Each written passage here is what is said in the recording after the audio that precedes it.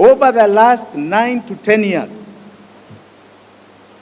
we have paid 5.6 trillion towards debt servicing. Umeshika hiyo, inclusive of interest. So we asked ourselves, when you look at the account, it's saying we owe 8.4. And we have paid 5.6.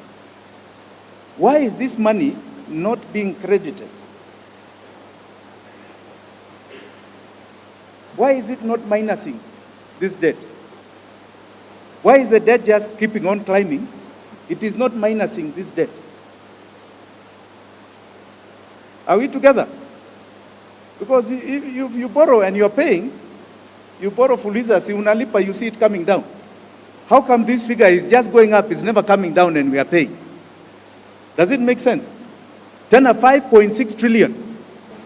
We are saying, why should we suffer when we have overpaid our debts, and this year we are going to pay another 1.7 trillion, more than we are owed?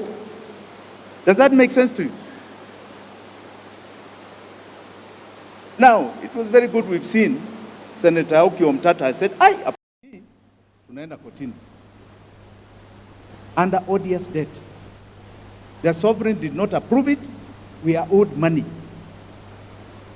And we will not pay it. We are owed money.